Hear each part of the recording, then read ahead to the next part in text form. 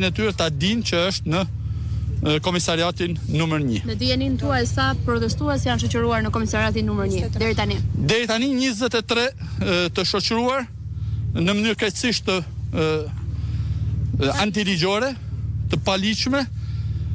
Po interesohemi, ne kërkojmë informacion edhe për mënyrën e trajtimit të tyre, por siç e patëm mundësi ta konstatojmë edhe aty, nuk është as drejtuesi i komisariatit numër 1, janë disa polica aty që nuk njohin madje as autoritetin e deputetëve të Kuvendit të Shqipërisë, dhe të cilët nuk kanë as edhe një kompetencë për të trajtuar këto raste, dhe sidomos rastin e fëmijës 10 vjeçar i cili ndollet në komisariatin numër 1 në kushte ekstremisht shqetësuese, të them edhe në sensin e profesionit që kam si mjek, është krejtësisht e patolerueshme prezenca një 10 vjeçari aty pa praninë e psikologut. Përmendet edhe profesionin tuaj si mjek.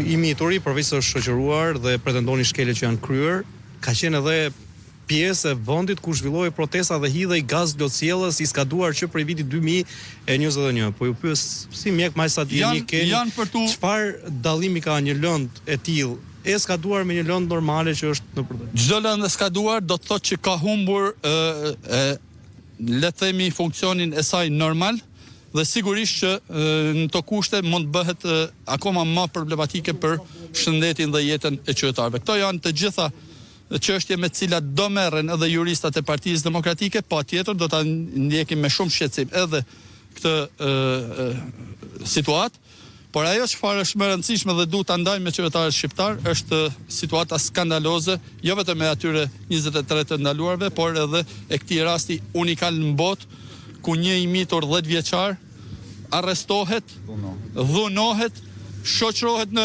komisariatin numër 1 dhe është në gjendje, ju a them me përgjegjësi edhe profesionale, në gjendje shoku psikologjik.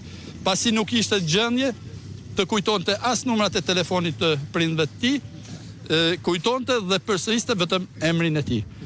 Kjo është një çështje për cilën duhet marrë përgjegjësi direkte drejtuesit e qeverisë shqiptare, duke filluar nga urdhënësi i vërtet që është Edi Rama, ministrja e brendshme, si dhe i gjithë zinxhiri i policisë që ka arrit deri në këtë pikë sa të shoqëroj një 10 vjeçar në komisariat. Edhe një pyetje fundit, dukshëm kemi parë raste të kapjes së qytetarëve në mënyrë jo të drejtë dhe dukshëm të shkeljes të drejtave të njerëzit. A duhet të drejtoni avokatit popullit me një kërkesë për shikuar më mirë situatën?